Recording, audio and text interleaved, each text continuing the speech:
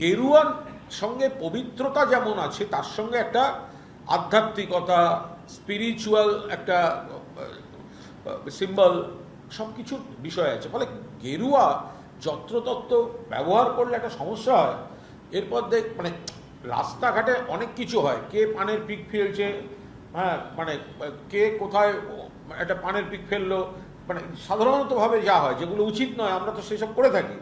তারপর আরও অন্য ধরনের কাজ কেউ করে ফেললো ফুটপাতের ধারে, তো সেগুলো গেরুয়া তার জন্য পেতে দেওয়ার কি দরকার? গেরুয়ার পবিত্রতাটা তো রাখুন।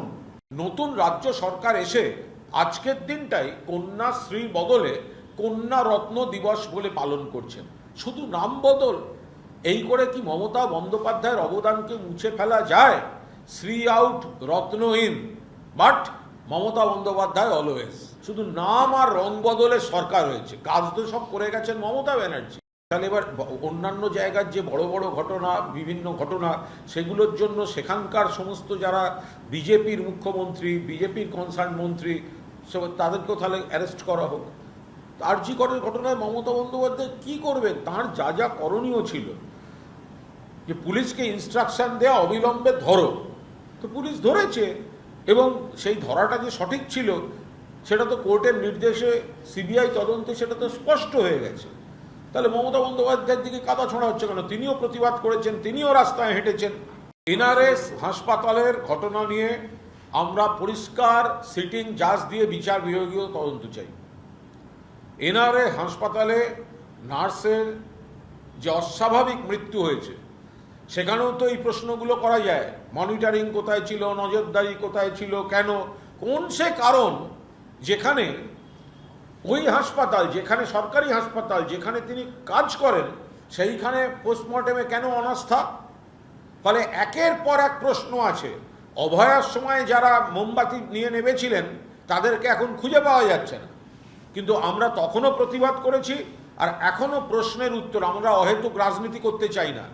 অভয়ার পোস্টমর্টেম হয়েছিল, সেখানে সাক্ষী দিয়েছিলেন কয়েকজন জুনিয়র ডক্টর যে সব ঠিকঠাকভাবে হয়েছে, এখানে কোনো ম্যানিপুলেশন নেই। কোন জুনিয়র ডক্টররা ওখানেই ছিলেন? তাদের মধ্যে কয়েকজন তো আবার উই ওয়ান্ট জাস্টিসেও এসেছিলেন।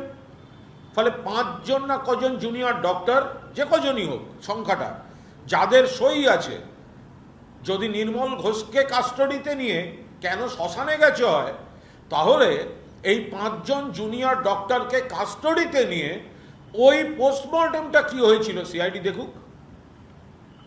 রাজনৈতিক লোক হলে ন্যারেটিভটা জোরদার হয়, তৃণমূল হলে ন্যারেটিভটা জোরদার হয়। সিবিআই 2 বছর ধরে লোকটা দোষ কিছু না পেলেও একটা 80 বছরের লোককে ডিম মারা যায়, আর যে 5 জন তাদের তো সই আছে, তাহলে তাদেরকে কাস্টডিতে নিয়ে জিজ্ঞাসাবাদ করা হোক। আপনারা বললেন সিবিআই চাই, হাইকোর্ট সিবিআই দিয়েছে, তো সিবিআই তো এতদিন ধরে করলো, তো নির্মল ঘোষ দোষী হলে এতদিন সিবিআই ধরেনি কেন? সিবিআই তো কেন্দ্রের। নির্মল ঘোষ যদি দোষী হয়ে থাকেন তো সিবিআই ধরেনি কেন? 3টি court, honourable court, learned court monitor করেছেন কেসটা। Trial court, respected high court, respected supreme court, সব পক্ষের সব আইনজীবী সব অভিযোগ করেছেন। তারপরেও কিন্তু সিবিআই সব দিক থেকে নির্মল ঘোষকে অ্যারেস্ট করেননি।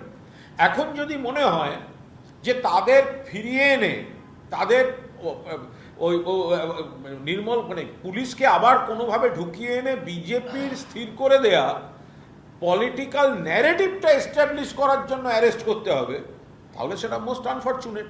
যে পদ্ধতিতে এই ডিম এবং পুলিশ কাস্টডিতে থাকা অ্যাকিউজদের উপর অর্গানাইজড আক্রমণ চলছে, এটা হতে পারে না, এটা জাস্ট হতে পারে না। এটাকে যারা আপনারা মানে খুব ইয়েভাবে দেখাচ্ছেন, গৌরবময়, যে দেখুন জনরোষ, না, এটা হতে পারে না।